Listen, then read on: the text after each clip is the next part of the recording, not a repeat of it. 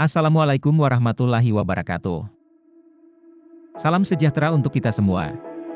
Selamat bertemu di mata kuliah pengantar bisnis. Pada pokok bahasan mata kuliah, yang ke-6 ini, kita akan membahas atau mempelajari tentang bisnis global, yang secara lebih detail akan membahas pengertian bisnis global, faktor-faktor pendorong bisnis global, teori-teori keunggulan komparatif dan absolut, mengukur perdagangan global, strategi menjangkau pasar global, hambatan perdagangan, proteksi perdagangan, serta dampak bisnis global. Tanpa banyak kata pengantar, mari kita mulai pembahasan materi ke-6 ini, dengan bersama-sama memfokuskan penglihatan, pendengaran, dan perasaan kita, pada video pembelajaran yang akan kita saksikan bersama. Pengertian bisnis global. Di dalam ilmu ekonomi, bisnis adalah suatu organisasi yang menjual barang atau jasa kepada konsumen atau bisnis lainnya untuk mendapatkan laba. Secara historis kata bisnis berasal dari bahasa Inggris business dari kata busi, yang berarti sibuk dalam konteks individu, komunitas ataupun masyarakat. Dalam artian, sibuk mengerjakan aktivitas dan pekerjaan yang mendatangkan keuntungan. Secara etimologi, bisnis berarti keadaan di mana seseorang atau kelompok orang sibuk melakukan pekerjaan yang menghasilkan keuntungan. Sedangkan global, secara historis berasal dari bahasa Inggris globe yakni dunia, yang dapat diartikan mendunia. Globalisasi adalah proses yang mana perekonomian dunia, menjadi sebuah sistem tunggal yang saling bergantung. Hal ini juga dapat berarti relokasi kegiatan produksi, atau jasa ke tempat-tempat yang memiliki biaya tenaga kerja jauh lebih rendah. Dengan demikian bisnis global dapat diartikan sebagai kegiatan ekspor-impor barang dan jasa oleh dua negara atau lebih. Menurut Boll, satu Encehai Pronunciation Kulog, Franz, Gringer, Minor. Bisnis global adalah bisnis yang kegiatannya melampaui batas negara. Definisi tersebut mencakup perdagangan internasional, pemanufakturan di luar negeri, juga industri jasa di berbagai bidang seperti transportasi, pariwisata, perbankan, periklanan, konstruksi, perdagangan eceran, perdagangan besar, dan komunikasi massa. Kemudian menurut Charles W. Hill, bisnis global adalah perusahaan yang terlibat dalam perdagangan maupun investasi internasional. Sedangkan menurut Daniels, Radebaugh, dan Sullivan, bisnis global adalah semua transaksi komersial baik oleh swasta maupun pemerintah di antara dua negara atau lebih. Jenis utama dari bisnis internasional adalah impor-ekspor perdagangan dan investasi langsung asing. Yang terakhir ini dilakukan dalam bentuk bervariasi, termasuk anak perusahaan yang sepenuhnya dimiliki dan joint venture. Selain itu terdapat jenis internasional bisnis lisensi, waralaba, dan kontrak manajemen. Karakteristik bisnis global antara lain, 1. Bisnis dilakukan oleh penduduk suatu negara, dengan penduduk negara lain atas dasar kesepakatan bersama. 2. Pembeli dan penjual terpisah atas batas-batas negara. 3. Barang harus dikirim atau diangkut, dari suatu negara ke negara lainnya, harus mengikuti dan memenuhi persyaratan peraturan pabean yang berlaku di masing-masing negara. 4. Bisnis terjadi karena ada perbedaan keunggulan-keunggulan, keunggulan absolut, keunggulan komparatif dan keunggulan bersaing nasional. 5. Antara negara yang satu dengan negara lainnya, terdapat perbedaan dalam bahasa, mata uang, hukum, dan sebagainya. Faktor-faktor pendorong bisnis global. 1. Keterbatasan produksi maupun sumber daya suatu negara. Indonesia merupakan negara agraris, namun pada sektor pertanian padi, produksi beras Indonesia belum mampu mencukupi kebutuhan beras masyarakatnya, sehingga Indonesia masih mengimpor beras dari Thailand dan beberapa negara lain. Bisnis global adalah salah satu usaha negara dalam menyelesaikan permasalahan keterbatasan barang kebutuhan bagi masyarakatnya. 2. Keterbatasan teknologi yang dimiliki suatu negara. Negara-negara yang sedang berkembang umumnya masih memiliki sejumlah permasalahan dalam produksi barang, guna memenuhi kebutuhan masyarakatnya, salah satunya adalah teknologi yang masih rendah. Hal ini terlihat jelas Indonesia merupakan negara yang kaya akan sumber daya minyak bumi, namun dikarenakan sumber daya manusia yang masih rendah Indonesia mengimpor teknisi-teknisi luar untuk mengolah minyak bumi tersebut. 3. Ada pertimbangan efisiensi dalam memproduksi suatu barang. Di dalam sebuah usaha bisnis keefisienan produksi sangat dipertimbangkan, baik itu efisien waktu dan modal sangat diperhitungkan. Hal inilah penyebab mengapa Indonesia belum memiliki kilang penyulingan minyak bumi sendiri, dikarenakan biaya yang akan Indonesia keluarkan lebih besar dibandingkan dengan mengekspor minyak mentah dan kemudian membeli minyak yang sudah jadi. Sehingga tidak efisien dan impor minyak menjadi pilihan yang tepat bagi Indonesia. 4. Adanya cita-cita go international bagi sebuah perusahaan. Di dalam dunia perdagangan, go internasional adalah cita-cita bagi setiap perusahaan. Dengan go internasional, maka produk-produk mereka terkenal di seluruh negara, dan secara otomatis konsumen mereka menjadi lebih besar bersamaan dengan profit yang tinggi. Teori-teori keunggulan komparatif dan absolut. Perdagangan global melibatkan pertukaran barang dan jasa lintas batas nasional. Akan tetapi, pertukaran antar negara melibatkan lebih dari barang dan jasa. Negara-negara juga mempertukarkan seni, olahraga, peristiwa kultural, kemajuan medis, penjelajahan angkasa luar, dan tenaga kerja. Teori keunggulan komparatif, Comparative Advantage Theory, menyatakan bahwa suatu negara memiliki keunggulan komparatif akan suatu barang, apabila dapat memproduksi suatu barang secara lebih efisien, atau lebih baik daripada negara lainnya. Misalnya Amerika Serikat mempunyai keunggulan komparatif dalam memproduksi barang dan jasa, seperti peranti lunak dan jasa teknik, akan tetapi sebaliknya Amerika Serikat kekurangan keunggulan komparatif dalam hal pertanian kopi dan pembuatan sepatu sehingga sebagian besar Amerika Serikat mengimpor dari negara-negara lain. Melalui spesialisasi dan perdagangan, Amerika Serikat dan rekan-rekan dagangnya dapat mewujudkan pertukaran yang saling menguntungkan. Teori keunggulan absolut, Absolute Advantage, menyatakan bahwa jika negara tersebut unggul dalam memproduksi suatu produk dalam faktor produksi yang lebih efisien. Misalnya, Afrika Selatan pernah mempunyai keunggulan absolut dalam produksi berlian. Sekarang ini, hanya terdapat sangat sedikit contoh keunggulan absolut dalam pasar global. Kemampuan yang tinggi dalam menawarkan suatu produk, itu dapat diwujudkan dalam berbagai bentuk, yaitu 1. Ongkos atau harga penawaran yang lebih rendah. 2. Mutu yang lebih unggul meskipun harganya lebih mahal. 3. Kontinuitas penyediaan, supply, yang lebih baik. 4. Stabilitas hubungan bisnis maupun politik yang baik. 5. Tersedianya fasilitas penunjang yang lebih baik, misalnya fasilitas latihan maupun transportasi. Mengukur perdagangan global. Dalam mengukur perdagangan global, negara mengikuti dua indikator kunci, neraca perdagangan dan neraca pembayaran. Neraca perdagangan, balance of trade, adalah total nilai ekspor sebuah negara dibandingkan dengan impornya, yang diukur selama periode waktu tertentu. Neraca perdagangan yang menguntungkan, surplus, perdagangan terjadi apabila nilai ekspor sebuah negara melampaui impornya.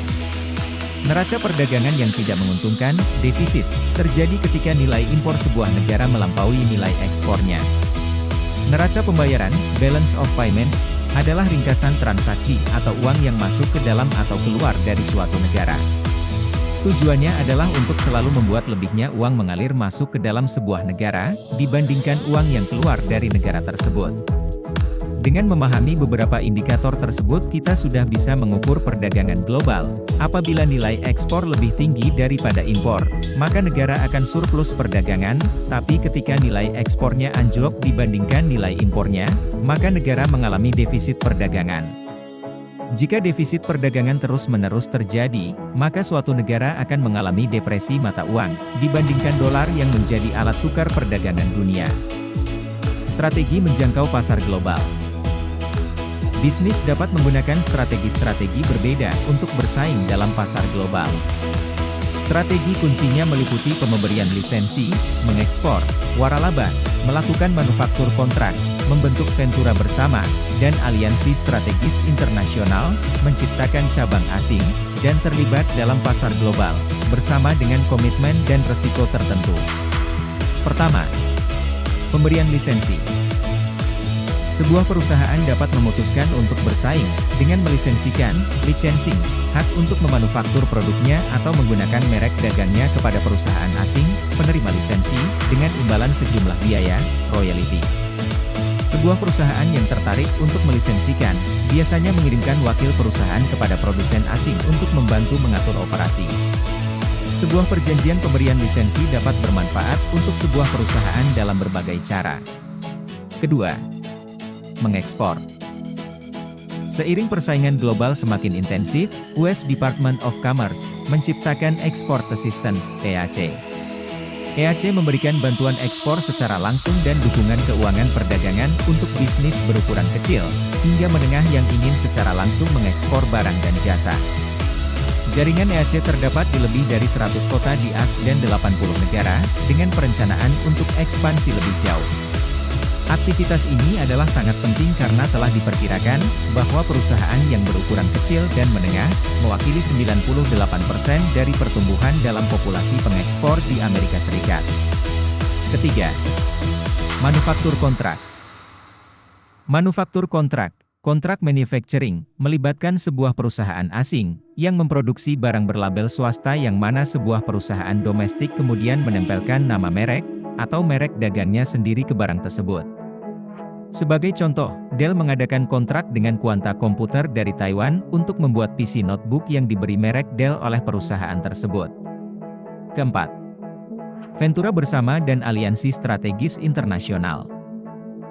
Sebuah ventura bersama, joint venture, pada dasarnya adalah hubungan rekanan, di mana dua perusahaan atau lebih, acap kali dari negara berbeda, bergabung untuk melakukan sebuah proyek besar.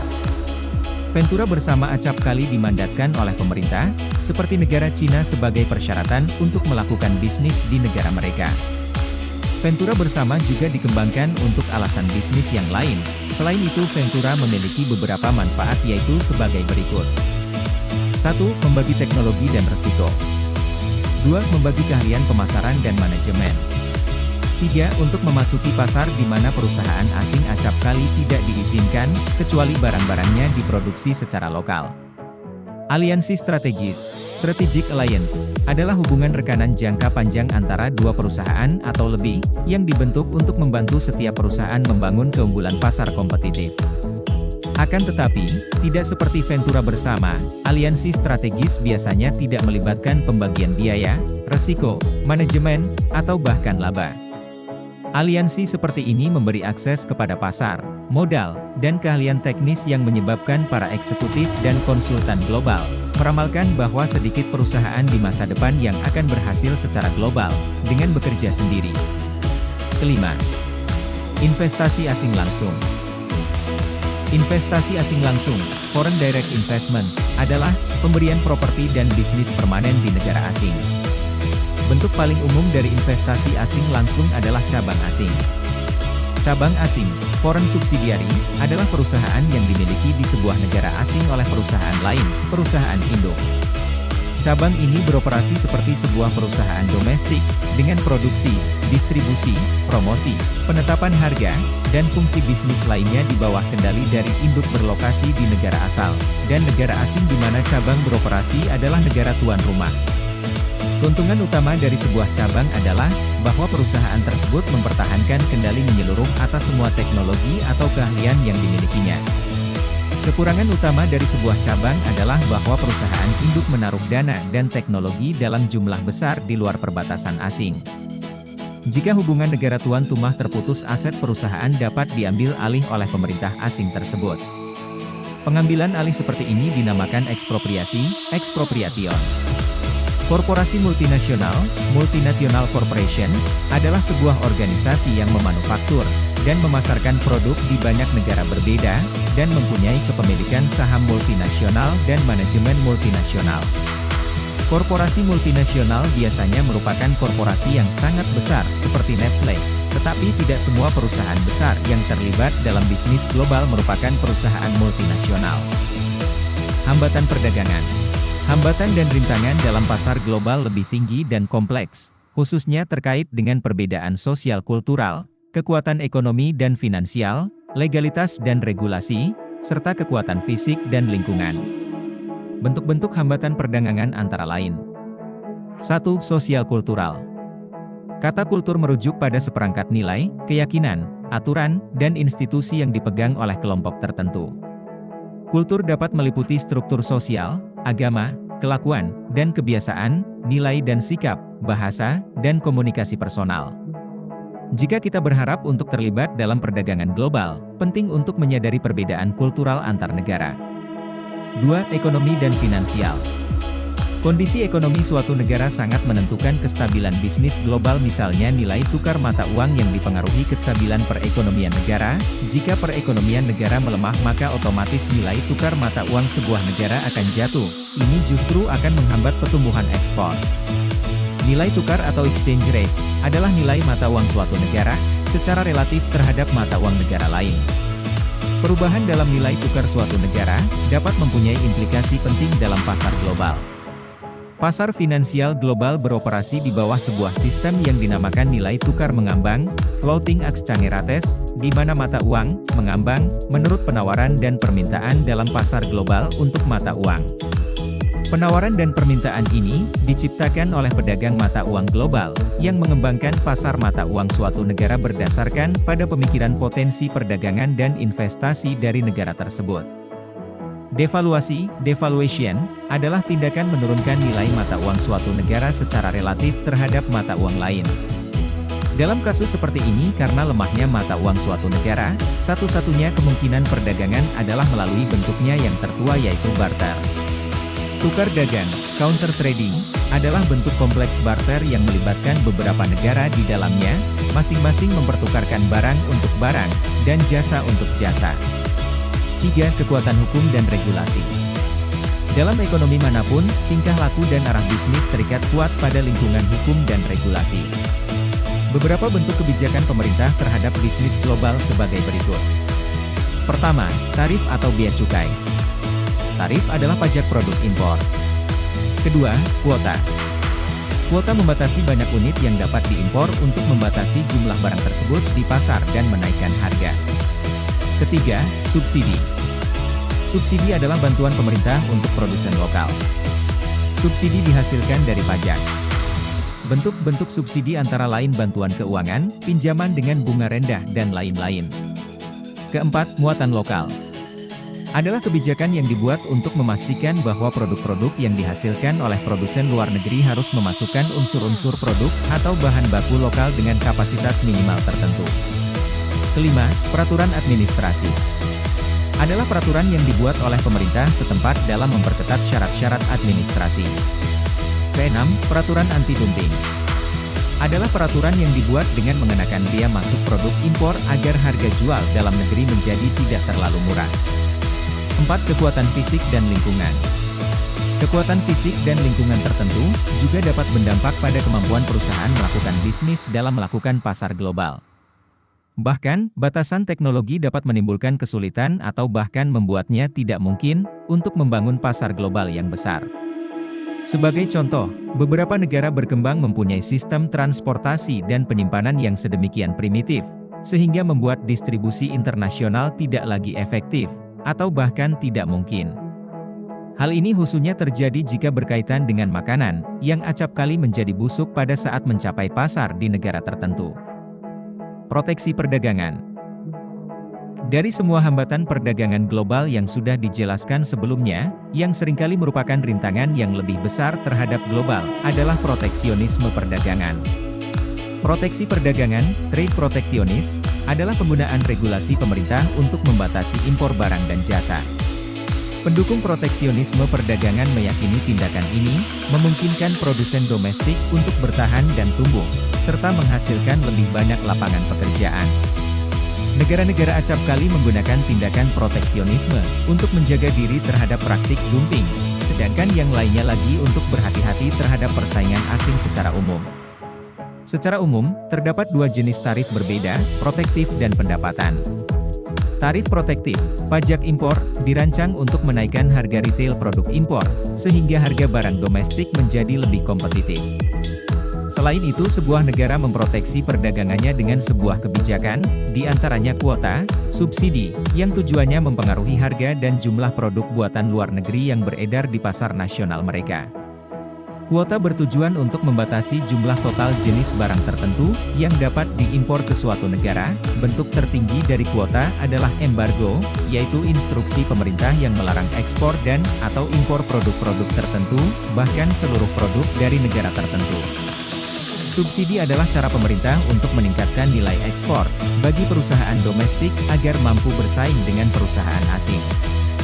Subsidi adalah tarif tidak langsung. Hal ini diberlakukan untuk menurunkan harga barang-barang domestik. Peraturan kandungan lokal juga menjadi salah satu cara negara mengamankan pasar mereka dari perdagangan bebas, yakni hukum yang menuntut bahwa produk-produk yang dijual di negara tertentu paling tidak sebagiannya diproduksi di dalam negeri. Dampak bisnis global.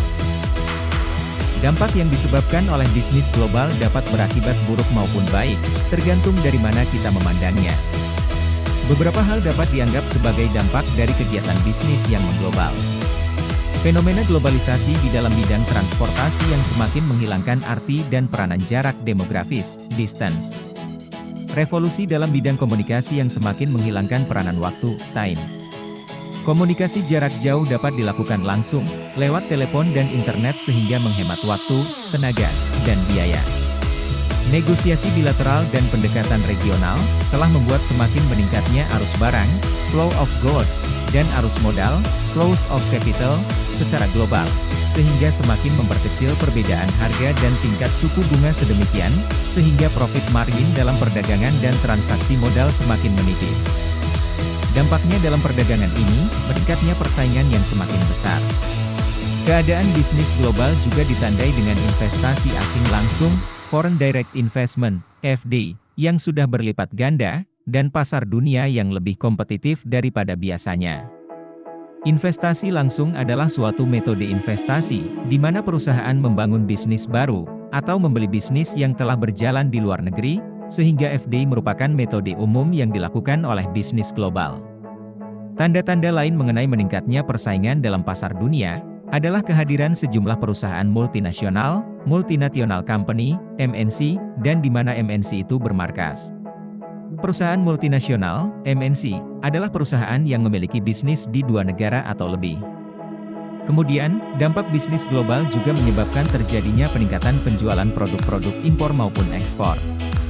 Hal itu dapat diperhatikan dalam kehidupan masyarakat sehari-hari bahwa pada umumnya, penduduk satu negara kebanyakan memakai atau mengkonsumsi produk-produk impor seperti sepatu, kendaraan bermotor, TV, barang elektronik lainnya, dan produk-produk kebutuhan sehari-hari. Demikianlah penyampaian materi pembelajaran mata kuliah kita kali ini. Saya harap kawan-kawan mahasiswa bisa mendapatkan wawasan dan pengetahuan tentang materi yang telah disampaikan. Apabila ada yang belum dipahami, silakan putar ulang videonya, atau bisa kita diskusikan di kelas. Saya ucapkan terima kasih atas perhatian kawan-kawan. Sampai jumpa di pembelajaran materi berikutnya. Salam sejahtera, dan wassalamualaikum warahmatullahi wabarakatuh.